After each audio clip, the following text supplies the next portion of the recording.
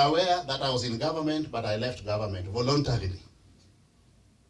Because I said I want to bring real change in this country by running for the presidency, to facilitate a transformational agenda for the benefit of the people, not for personal gain.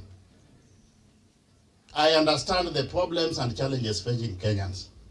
As an economist, I've got the solutions to those challenges. That's why I have stepped forward to lead the third and final liberation of this country, which has to be economic liberation.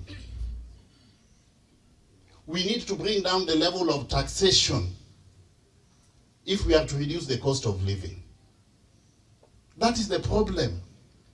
And the reason why taxes are so high, what I would refer to as a punitive taxation regime, is because those who are paying tax are very few. During the budgetary process, we need to widen the income bracket by pushing money where our mothers and sisters are in itinerary trade, where our youth, the unemployed youth, are in the Juakali sector.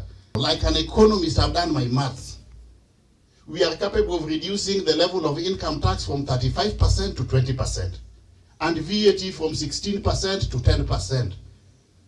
And corporate tax we cut by 5% across the board. Then we completely do away with digital tax, because that's where we have the opportunity to sort out our youth. Once we have done that, we sort out the debt burden, because that's why we are struggling to pay debt which was not utilized for the good of the common mwananchi. We sort out external debt. We cut down debt by running a zero budget deficit, and also undertaking forensic investigation of all previous debt so that we know how these funds were utilized. Then we seal corruption leakages through corruption, and cut down wastage in government. If we do all that, we will have enough resources to facilitate free primary education, to facilitate free day secondary education, and free health in all public hospitals. And then we sort out our youth by way of employment in the digital space and sports, and we will be good to go. This requires transformational leadership. And that is why Kenya has to be ready for a new set of leaders.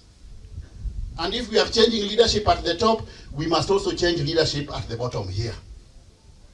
And the only way to do that is to facilitate proper competition among candidates, so that the people have got the opportunity to elect the leaders they want. We cannot be in a multi-party environment as enshrined in our 2010 constitution, yet in some parts of the country we want to subject our people to a political monolithic one party, where if you don't get the party ticket, then you fall by the wayside. So we must have a multiplicity of parties. That's why this month I'm going to launch my own party. And I want to appeal to progressive leaders to run on that party and compete with other parties, so that the people have got the opportunity to elect leaders who can facilitate real change for the benefit of the what? Of the people. Some people think that, oh, Owalo has stepped forward and at some point in time may step down for anybody. That is wishful thinking. I'm in this race for the long haul, and I will be on the what? On the ballot. So I would really appeal to you people to vote for me for purposes of real change.